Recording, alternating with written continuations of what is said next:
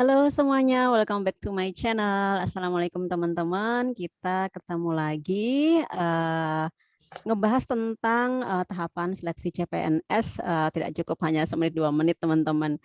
Di video sebelumnya kita sudah bahas seleksi administrasi dan seleksi kemampuan dasar atau SKD. Sebelum kita bahas lebih lanjut, kita sapa dulu tamu kita kali ini ada Mbak Nur Yuniarti. Halo Mbak Nur Yuniarti. Halo, Assalamualaikum. Waalaikumsalam. Apa kabarnya Semangat ini? ya Mbak Nur ya. Semangat, Baik, baik, insya baik. Allah. Oke, kita akan tuntaskan ya pembahasan kita mengenai tahapan seleksi CPNS. Kita kali ini akan bahas tahapan seleksi yang terakhir ya Mbak ya. Oh iya, kalau untuk SKP kan pelaksanaannya nanti diperkirakan akhir November sampai awal Desember. Untuk kami sendiri saat ini sedang menunggu juknis dari pusat. Tapi kalau mengacu dari sebelumnya karena masih kondisi pandemi, tentu saja ketentuannya peserta harus mempersiapkan fisiknya sebaik mungkin, jangan sampai terkontaminasi virus COVID-19 ya. Intinya seperti kemarin aja lah ya. Ada surat keterangan sehat, ada hasil rapid test, kemudian menandatangani deklarasi sehat, kemudian untuk kartu ujian harap dicetak bagi yang namanya nanti sudah ada dia mengikuti SKB, maka kartu ujian harus dicetak. Kemarin banyak yang nggak bawa kartu ujian dan itu Oh sangat gitu. sama KTP juga, pokoknya KTP, kartu ujian, kemudian yang lainnya itu nanti tetap ditinggal, yang boleh masuk di ruang ujian adalah KTP sama kartu ujian. Jadi dua hal itu harus dipersiapkan, jangan sampai ketinggalan atau tercecer. Oke, note ya teman-teman ya yang lolos sampai SKB, kartu ujian dan KTP jangan sampai ketinggalan. Iya, betul. Oke, terus materinya sendiri apa Mbak? Kalau Materi apa ujian SKB ini? kalau SKB itu kan terbagi menjadi 3, yakni psikotes, kemudian praktek kerja, yang terakhir adalah wawancara komitmen kebangsaan dan moderasi beragama. Jadi ada 3 komponen dalam SKB. Mulai saat ini peserta yang kira-kira nilainya bagus, kira-kira masuk ke dalam tes berikutnya harap dipersiapkan semuanya. Cukup banyak ya materinya ya. Ya, lumayan. Oke, oke. Kemudian kalau pelaksanaan SKB sendiri terkait masih pandemi seperti ini, apa akan dilakukan secara offline juga, Mbak? Seperti yang SKD kemarin?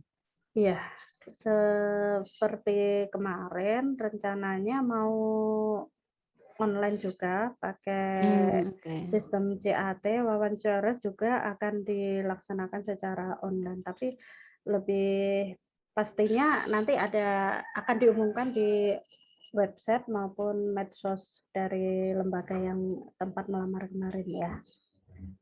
Oke. Jadi harus mantengin ya update informasinya ya. Iya, betul. Oke. Kemudian kalau pembobotan nilainya sendiri gimana, Mbak? Untuk SKB ini? Apakah Kalau SKB itu nanti kalau nilainya besar pasti keterima atau gimana, Mbak? Iya, untuk tes CPNS sendiri kan terbagi 2 pembobotan nilai. Untuk seleksi kompetensi dasar yang sudah dilewati kemarin adalah nilainya 40%. Kemudian untuk SKB 60%. Sementara dari SKB yang 60% ini terbagi 3 komponen lagi, yakni praktek kerja itu bobotnya adalah 35%, psikotes 35%, wawancara komitmen kebangsaan dan moderasi beragama adalah 30%. Jadi total SKB adalah 100%, cuma itu merupakan 60% dari penentuan kelulusan seseorang. Jadi 40%-nya adalah di SKD kemarin, 60%-nya adalah di SKB yang akan datang. Bisa digambarkan Mbak jumlah peserta dari mulai seleksi administrasi sampai SKB ini, sampai nanti akhirnya diterima berapa orang? Iya, kalau di lembaga kami, di tempat kami ini adalah pelamar itu sekitar 4 ribuan di seleksi administrasi. Itu gugur hampir separuhnya menjadi sekitar 2 ribuan dan rata-rata itu karena penggunaan materai yang berulang sama ada beberapa syarat yang tidak terunggah.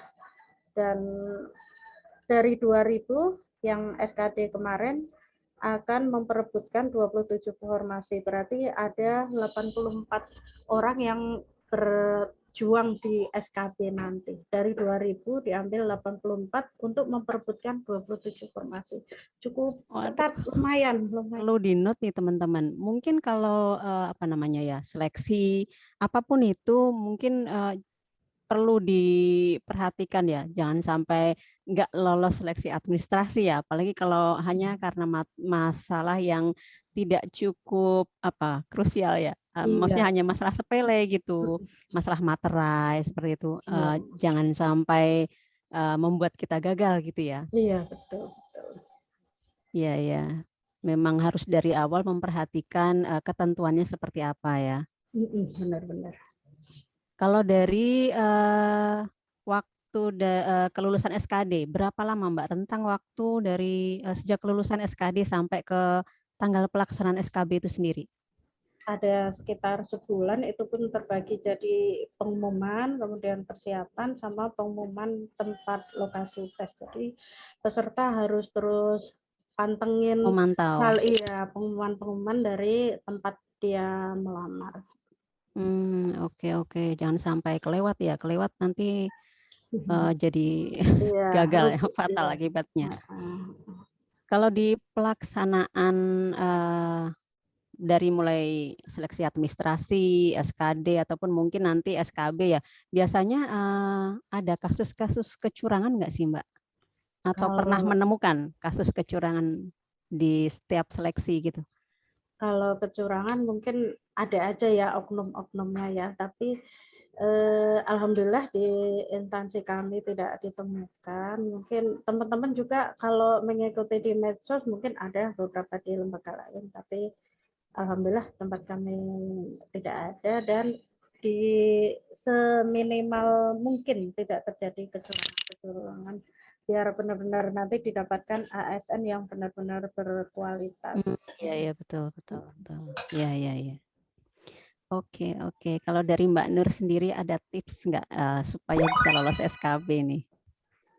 Tipsnya tentu saja karena ini adalah untuk tempat untuk mengetahui kemampuan dari pelamar, maka persiapkanlah pengetahuan yang dimiliki tentang formasi yang akan dituju. Kalau misalnya dia analis laporan keuangan atau analis kebijakan, maka harus dipelajari hal-hal yang berkaitan dengan itu, kemudian kebijakan-kebijakan pemerintah saat ini yang berkaitan dengan bidang yang akan dituju harus diketahui. Karena ini kadang suka digali oleh para pewawancara ya, bagaimana kita Oke. mengikuti saat ini. Apalagi karena ini aparatur sipil negara ya, jadi harus up to date juga dengan kebijakan-kebijakan pemerintah saat ini. Oke oke, note ya teman-teman ya yang mau menghadapi SKB, tips dari Mbak Nur tadi. Oke baik teman-teman untuk pembahasan seputar CPNS kita cukupkan sekian, sudah cukup banyak yang di-share oleh Mbak Nur Yuniarti. Semoga bermanfaat buat teman-teman semua, sukses terus buat teman-teman semua dan sukses juga buat Mbak Nur Yuniarti. Kita ketemu lagi di video selanjutnya, tapi saya ingatkan sekali lagi yang belum subscribe, subscribe dulu. Subscribe, like, share, and comment. Kita ketemu lagi di video selanjutnya. Bye. Bye.